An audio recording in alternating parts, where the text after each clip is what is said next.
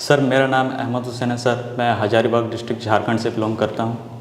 Sir मैंने BTech in electrical engineering किया है Biju Patna university of technology. 2018 में पास आउट हुआ था सर।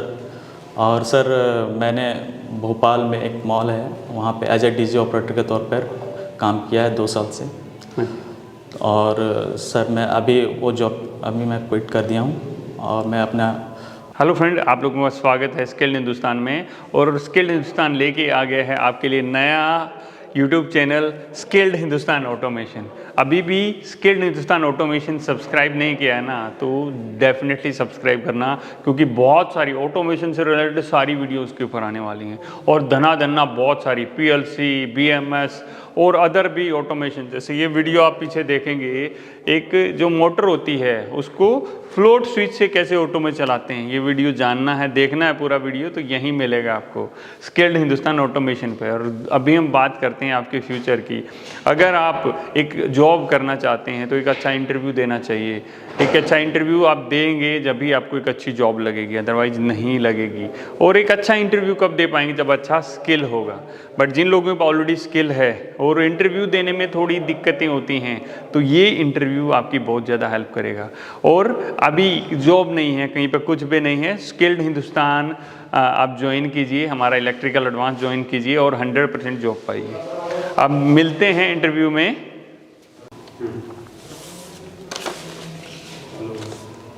हेलो फ्रेंड, आप लोगों का स्वागत है स्किल्ड हिंदुस्तान में। और आज एक और इंटरव्यू के थ्रू आप लोगों को काफ़ी कुछ सिखाने की कोशिश करेंगे। बहुत सारे लोगों का कॉल आता है, सर हमने आपकी वीडियो देख के इंटरव्यू दिया और हमारा जॉब का सिलेक्शन। अगर आप उनमें से हैं तो नीचे कमेंट करके ज़रूर बताइएगा। आज मिस्टर अहमद हुसैन हैं हमारे साथ में, ये हमारे स्टूडेंट हैं और एक अच्छे स्टूडेंट्स में से हैं ये, जिनका अपना अच्छा एक्सपीरियंस है और लाइफ में काफ़ी कुछ ग्रो किया है। और बाकी अभी आप लोगों को पता लग जाएगा। तो अहमद, पहले थोड़ा सा अपने बारे में बताइए।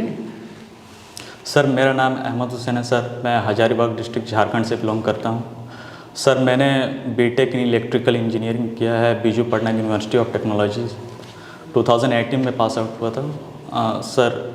और सर मैंने भोपाल में एक मॉल है वहाँ पे एज ए डीजी ऑपरेटर के तौर पर काम किया है 2 साल से।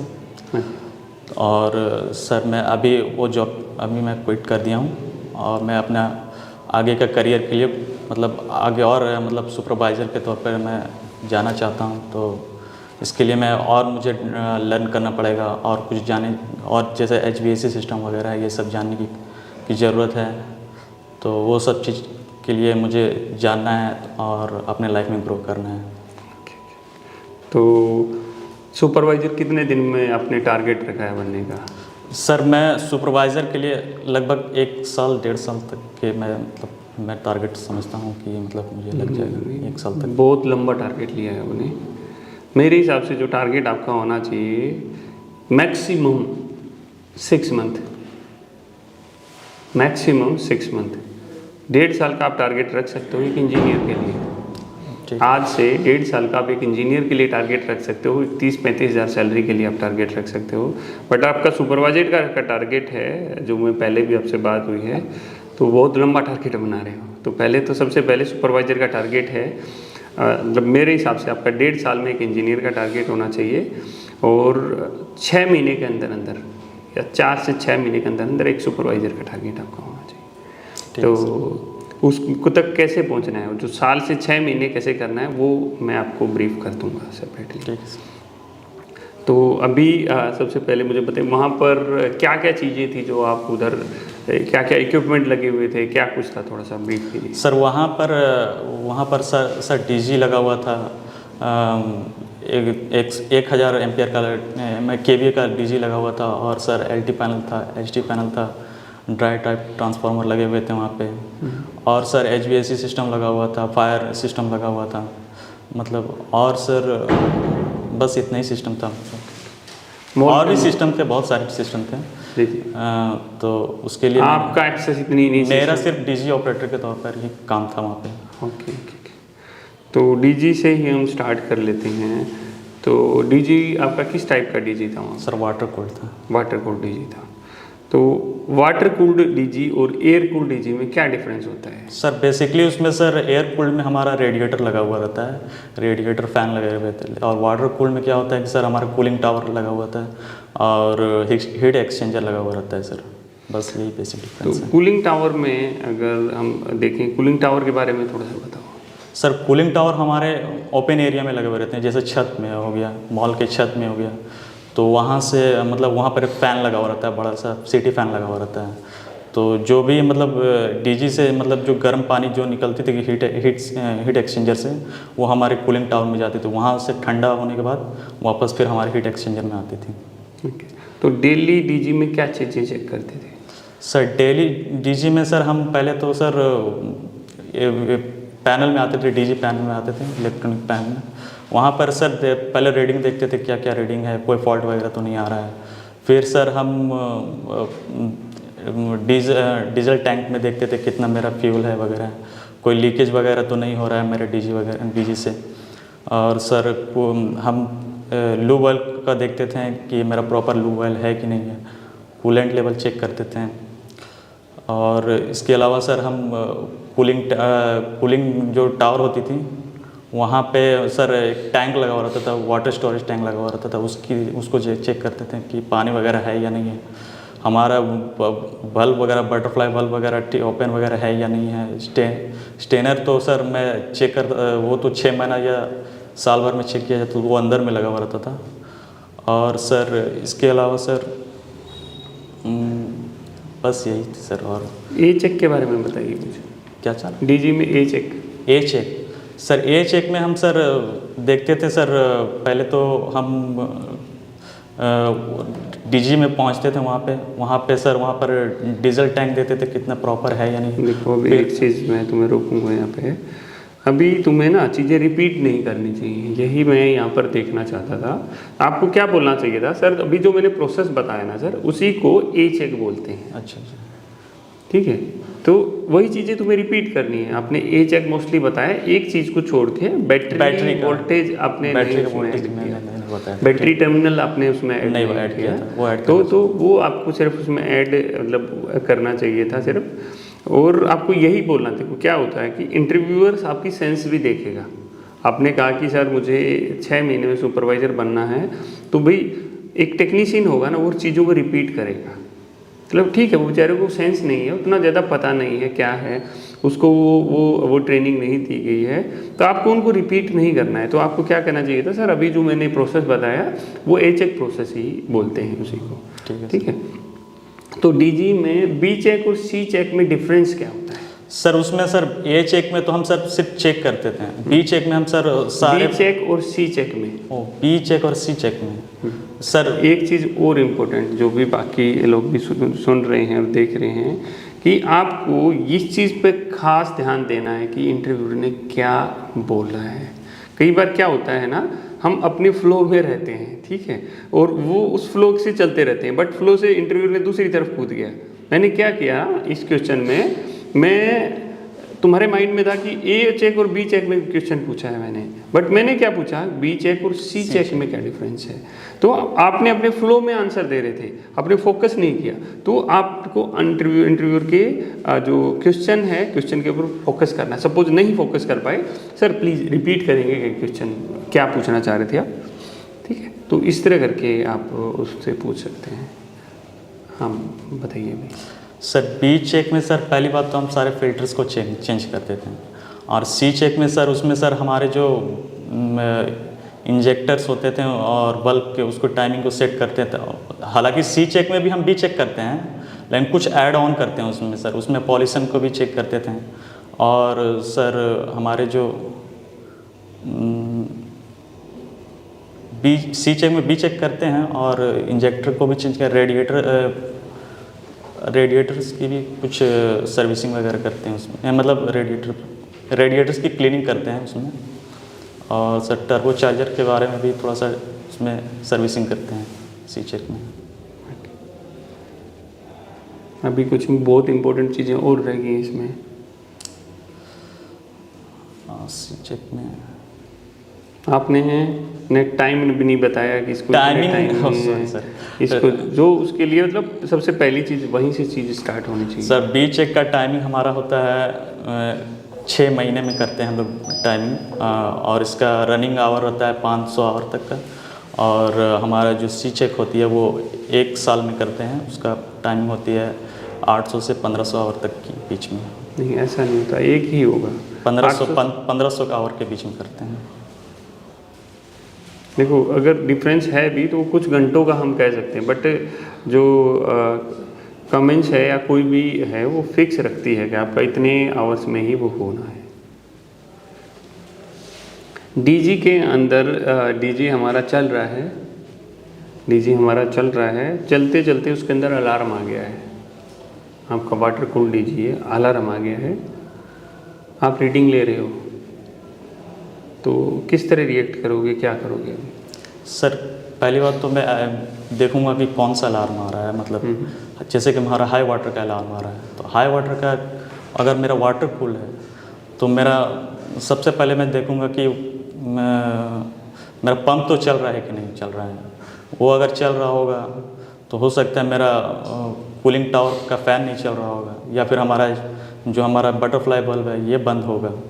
मतलब किसी तरह से हमको वहाँ से वाटर को सर्कुलेट करना ही करना है हर हाल में, तभी हो सकता है। या फिर इसके अलावा हमारा रेडिएटर्स प्रॉपर वर्क नहीं, मतलब रेडिएटर नहीं, सॉरी सर, टर्बो चार्जर हमारा वर्क नहीं कर रहा है, या फिर हमारा फिल्टर जो है ब्लॉक हो चुके हैं, एयर फिल्टर हमारा ब्लॉक हो चुके हैं, इसके वजह से भी हो सकता है। या फिर हमारा लो ऑयल का कमी है उसके कारण भी हो सकता है, कूलेंट का कमी है इसके वजह से भी हो सकता है हमारे।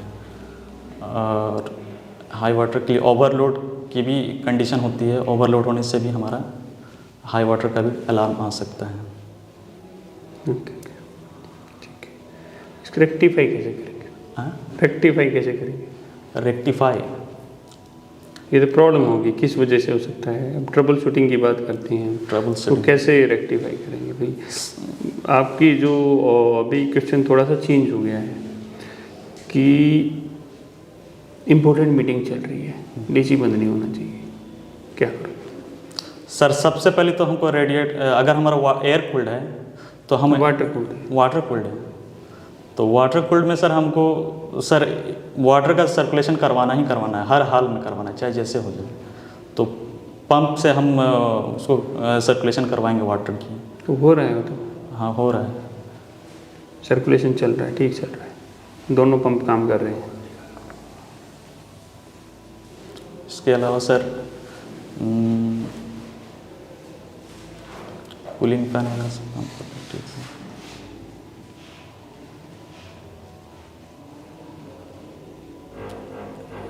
लोड को सर, जो लोड होती है ना हमारी, जो अनवांटेड लोड होती है हमारी, वो हम उसको हटाएंगे, और जो मेन हमारी जहाँ पर हमारी मीटिंग चल रही है उसको लोड को हम बरकरार रखेंगे, जो अनवांटेड लोड है उसको हम कट करेंगे, लोड हम अपना कम करेंगे। ये हमारा सबसे पहला प्रायोरिटी होगा। ठीक है, इसमें क्या चीज़ और ऐड करनी है कि सबसे पहले मैं जो अनवांटेड लोड है उसको कम कर दूंगा, उससे क्या होगा कि मुझे थोड़ा सा टाइम मिल जाएगा, टाइम मिल जाएगा।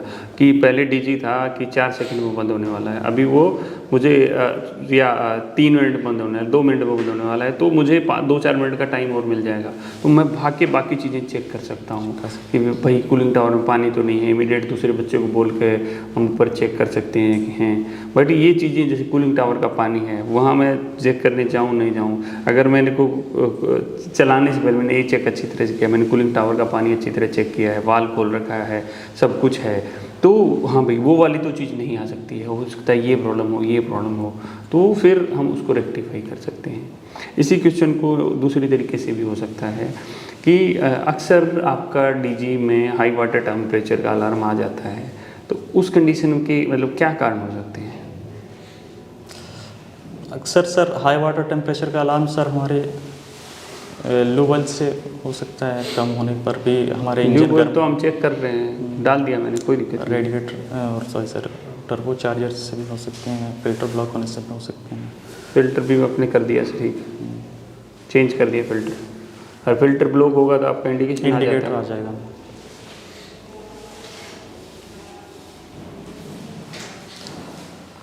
और सर यही है, और कुछ मुझे अभी समझ नहीं आ रही है। ओके, ठीक है। जो आपका एयर सर्किट ब्रेकर है, उसके अंदर 2 रिले लगी रहती हैं, तो वो क्या मतलब क्या लगा रहता है? रिले लगी रहती है और कुछ लगा रहता है, शंट और क्लोजिंग, क्या बोलते हैं उसको? शंट रिले लगी होती है सर हमारी, एक क्लोजिंग रिले लगी होती है, एक उसको हमारी रिले और रिलीज में क्या अंतर होता है? रिले होती है या रिलीज होती है? सर रिलीज होती है, एक्चुअली में हम उसको रिलीज बोलते हैं, लेकिन बहुत कोई रिले भी बोल देते हैं उसको, लेकिन होती है एक्चुअली में रिलीज होती है। तो उसमें सर रिले में क्या होता है कि हम इलेक्ट्रिकली टू इलेक्ट्रिकली मतलब ऑपरेट करते हैं। रिले में क्या होता है कि मैकेनिकली हम उसमें ऑपरेशन करते हैं रिलीज में। और सर इसमें क्या होता है कि एसीबी में हमारी जो होती है ट्रिप रिलीज लगी हुई रहती है, और क्लोजिंग रिलीज लगी हुई रहती है, और यूवी रिलीज भी लगी हुई रहती है। इसके अलावा सर हमारे माइक्रोलॉजिकल कंट्रोलर भी लगा हुआ रहता है उसमें। जो आपकी शंट होती है, शंट रिलीज होती है, क्यों लगाते हैं उसको? शंट को सर हम एसीबी को ट्रिप करवाने के लिए लगाया जाता है, बंद करवाना। जैसे हम एसीबी को बंद करना है तो हम शंट रिलीज का इस्तेमाल कर सकते हैं। कैसे कैसे फंक्शन करेगा वो? सर उसमें सर डीसी वोल्टेज सप्लाई दिया जाता है, 24 वोल्ट का डीसी सप्लाई दिया जाता है। तो अगर मान लीजिए कोई हमारे पैनल में कोई रिले है, वो उसने कोई फॉल्ट सेंस किया, तो उसने हम कंफर्म है 24 वोल्ट ही यूज़ करते हैं? हाँ, 24 वोल्ट ही यूज़ करते हैं उसमें रिलीज में। यूबी में सर हमारा 415 तक का आता है, लेकिन हमारे जो ये शंट और ट्रिपिंग मतलब क्लोजिंग होती है ना, उसमें हमारा डीसी सप्लाई दिया जाता है। नहीं, ऐसा कुछ कंफर्म नहीं है कि उसमें डीसी एसी भी दे सकते हैं। एसी भी दे सकते हैं, मतलब ऑप्शन होता है कई जगह। अगर आपका पीएलसी से ऑपरेट हो रहा है कुछ है, तो उस कंडीशन में उसमें डीसी यूज की जाती है। अगर आपका मैनुअल सिस्टम है तो नॉर्मल भी यूज होती है। आपकी अंडर वोल्टेज रिले ख़राब हो गई है, तो क्या प्रॉब्लम आ सकती है उससे? सिस्टम क्या होगा? सर अंडर वोल्टेज का वो रिले ख़राब होने से सर पहली बात तो अगर लगा हुआ है वहाँ पे तो हमारा एसी भी ऑन नहीं होगा सर। और अगर लगा हुआ है और मतलब बाईपास कर दिए, उसके बावजूद भी हम चला रहे हैं, तो अगर सिस्टम में अगर बाई चांस कोई अंडर वोल्टेज का कोई फॉल्ट आता है, तो उससे हमारे जो मोटर वगैरह हैं वो चल सकते हैं, या कोई फॉल्ट वगैरह हो सकते हैं, डैमेज हो सकता है कोई इक्विपमेंट। उससे मोटर का क्या मतलब है सर? वो तो लोड से कनेक्ट होता है। यूवी से मोटर का कोई तो इस तरह का मतलब नहीं है ना? तो सर वो ऑन नहीं होगी। ओके, ठीक है। तो अगर हम इसके बाद में बात करते हैं कोई दूसरी सर्किट का, जैसे आपका यूवी का आपने बताया, अगर यूवी आपकी ख़राब है, सपोज यूवी आपकी ख़राब है, तो उस कंडीशन में क्या होगा कि आपका ब्रेकर आपने बाईपास कर दिया उसका, आपका ब्रेकर ऑन ही नहीं होगा। अगर ख़राब है तो ऑन ही नहीं होगा, अगर बाईपास कर दिया है तो ऑफ नहीं होगा। बाईपास कर दिया है तो ब्रेकर ऑफ नहीं होगा। क्या होता है कि सपोज लाइट चली गई, तो लाइट जाते ही सारे ब्रेकर जिसके अंदर यूवी लगी है अपने आप ट्रिप हो जाते हैं, अपने आप ट्रिप हो जाते हैं। बट उस कंडीशन में नहीं करेगा वो ट्रिप, ठीक है। हमारा जो एक स्टार्टर होता है, स्टार्टर के अंदर हम यूज़ करते हैं एक प्रोटेक्शन का, जिसको बोलते हैं सिंगल फेस प्रिवेंटर। वो क्यों लगाते हैं? सर जैसे मान लीजिए हमारे 3 फेस की सप्लाई आ रही है मोटर में, उसमें से अगर एक फेस अगर बाय चांस नहीं आ रही है या फिर कहीं फॉल्ट हो गया, कट गई है, तो उस कंडीशन में हम सर हमारी मोटर जल सकती है ओवर करंट की वजह से, तो इसलिए हम सिंगल फेस प्रिवेंटर का यूज़ करते हैं सर। ओके, फेस फेलियर होने से। ओके। बकोज रिले का क्या काम होता है ट्रांसफार्मर? सर बकोज रिले का काम सर हमारे ट्रांसफार्मर में लगी होती है, वो मेन टैंक और कंजर्वेटर टैंक के बीच में लगी हुई रहती है सर वो सर गैस से ऑपरेटेड होती है। वो बस सेंस करती है कि मेन टैंक में अगर इंटरनली कोई फॉल्ट हो रही है, तो जिसके कारण फॉल्ट होने के कारण सर हमारे गैसेस बनते हैं मेन टैंक में, तो वो सर हमारे बको जिले में जाती है, और बको जिले में सर हमारे स्विच लगे हुए होते हैं, तो उसको ऑपरेट करती है। पहले तो ट्रिप कमांड देती है, अगर उस बीच में अगर कोई एक्शन लिया गया तो ठीक है। पहले ट्रिप कमांड जाएगी? नहीं सॉरी सर, पहले अलार्म का कमांड देती है, उसके बाद ट्रिप का कमांड देती है। Sorry sir. तो जब हम बताते हैं क्वेश्चन का आंसर दे रहे हैं तो फोकस करना है कि हम क्या आंसर दे रहे हैं, कैसे दे रहे हैं। अभी आपको नहीं पता, बट जो आपके पीछे जो बाकी बच्चे देख रहे हैं ना, उनको सब पता है कि नहीं यार यहाँ ये गलत बोल रहा है। और जब दूसरा कोई गलत बोलता है तो आपको भी पता रहता है। बट जब इंटरव्यू के सामने, तो वो एक इस चीज़ का खास ध्यान रखना है कि हमें होपलेस नहीं होना है बिल्कुल भी। आप नहीं हो, बट थोड़ा बहुत मुझे लग रहा है कि थोड़ा सा कन्फ्यूज लग रहे हो कई मतलब छोटी छोटी चीज़ों में थोड़ा बहुत कंसर्न है। एक हमारा एक इंडिकेटर लगाते हैं, ट्रिप इंडिकेटर लगाते हैं। कहाँ पे सर ट्रिप? स्टार्टर के अंदर हम ट्रिप इंडिकेटर लगाते हैं। उसके कनेक्शन कहाँ होते हैं? ऑयल आर में सर। ऑयल आर में कैसे कैसे कनेक्शन होंगे उसके? सर ऑयल आर से सर हम 95 टर्मिनल में इनपुट देते हैं, और 95 से शॉर्ट सर्किट करते हैं, मतलब करते हैं 97 में, और 98 से हम उसको फिर ट्रिप लैंप में कनेक्शन देते हैं, और वहाँ से इसको आपने सही बताया है। इसको ना इस तरह नहीं तो आप बता सकते। हो सकता है कि जो सामने वाला बैठा उसको उसके इधर 98 हो ही नहीं, 95 हो नहीं, तो उसको इस तरह एक्सप्लेन करना है कि सर हमारी ओवरलोड रिले में ना दो तरह के पॉइंट होते हैं, एक एनसी पॉइंट होता है, एक एनओ पॉइंट होता है। तो जो एनओ पॉइंट, एनसी से, एनसी में ऑलरेडी हमारी सप्लाई होती है, एनसी से हम एनओ को शॉर्ट कर देते हैं एक पॉइंट को, और दूसरे पॉइंट से हम इंडिकेटर को फेज देते हैं, और न्यूट्रल हम कहीं से भी ले सकते हैं। तो जब भी कोई फॉल्ट होगा, जो हमारा एनओ पॉइंट होगा वो एनसी हो जाएगा, और मेरा ट्रिप का इंडिकेशन जलने लग जाएगा। ठीक है, तो हमें ये देखना है कि हम जो बता रहे हैं उसको और बेटर कैसे कर सकते हैं। सभी लोग हैं, देखो आंसर नॉर्मल आंसर कोई भी दे देगा। एक सुपरवाइजर, एक इंजीनियर, एक मैनेजर के आंसर में डिफरेंस यही होता है कि उनका एक्सप्लेनेशन का तरीका काफ़ी बेटर होता है। तो आपका अगर मैं ऑल ओवर जो इंटरव्यू का बताऊं तो ऑल ओवर सही है, काफ़ी अच्छा है। आपको 8 से 9 नंबर तक मैं उसके अंदर दूंगा। 9 से 10 क्यों नहीं आ पाए, उसके पीछे कुछ छोटी छोटी चीज़ें, जो छोटी छोटी चीज़ें हैं, मुझे पता था कि आपको पता है उन सब चीज़ों का, और वैसे ही गलत हो रही हैं वो चीज़ें। बट इंटरव्यूअर आपकी, अब जो प्रेजेंट में आप आंसर देते हैं ना, उन्हीं के बेसिस पर वो डिसीजन लेता है। तो ये सारी चीज़ें काफ़ी इम्पोर्टेंट हैं। अभी आपको HVC में लर्न करना है।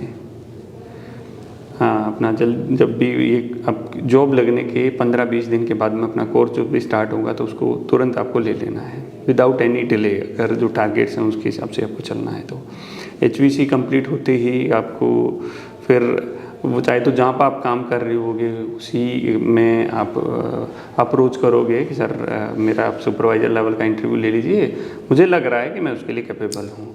तो अगर वहाँ पर आपको अपॉर्चुनिटी नहीं मिलती है तो आप दूसरी जगह ट्राई कर सकते हैं, क्योंकि फर्स्ट प्रायोरिटी आपको वहीं रहती है कि पहले आप जहाँ पर हैं वहीं पर आपको एक बेटर अपॉर्चुनिटी मिल जाए। उनको भी ये नहीं रहे यार हमारा बंदा ये भाग गया ये वो, तो वहाँ पर वो आपको यूटिलाइज कर सकते हैं।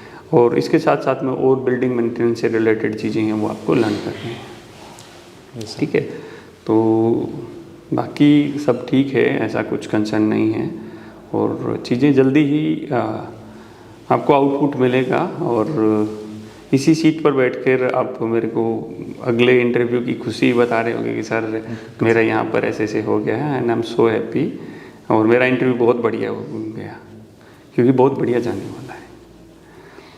तो ऐसा नहीं है कि अब भी मैं आपको किसी जगह पे सुपरवाइज़र के लिए भेजूँ तो आपका हो जाएगा वहाँ पर भी, बट ज़रूरत नहीं है अभी सुपरवाइज़र में नहीं जाना है आपको। कुछ दिन तक आपको इस तरह की साइट पर करना है जहाँ पर ये चिलर वगैरह लगा हो, ये सारी चीज़ें, क्योंकि आगे जाके उसमें आपको थोड़ा डीपली सीखना है कि आप अपनी ड्यूटी खत्म होने के बाद आपने 1 घंटा एक्स्ट्रा दिया तो आज यार चिलर ऑपरेटर के साथ थोड़ा सा बिताता हूँ, देखता हूँ क्या से क्या करना है। टाइम के बारे में भूल जाना है, पेमेंट क्या मिल रहा है वो भूल जाना है। अभी सिर्फ 6 महीने आपको ये ध्यान रखना है कि मेरा टारगेट एक इंजीनियर बनने का है, और जल्दी ही मुझे कुछ बड़ा करना है। यस सर, बिल्कुल। ठीक है, and best of luck. Thank you sir. और बहुत जल्दी ही जो अचीवमेंट हमने बात की हैं आपको मिलेंगे। तो मैं जो लोग देख रहे हैं उनको भी वही बोलूँगा दोस्तों, देखो अचीव सब करना चाहते हैं बट उसके लिए एफर्ट नहीं करना चाहते हैं लोग। अगर आप अचीव करना चाहते हैं रियली तो थोड़ा सा इन्वेस्टमेंट करना पड़ेगा मनी का, और थोड़ा सा टाइम का इन्वेस्टमेंट करना पड़ेगा। तो मिलिए और अपने आप को इम्प्रूव कीजिए। स्किल्ड हिंदुस्तान की पूरी टीम है आपको सपोर्ट करने के लिए, आपको एक नए मुकाम पर ले जाने के लिए। मिलते हैं नेक्स्ट इंटरव्यू में। जय हिंद, जय हिंदुस्तान।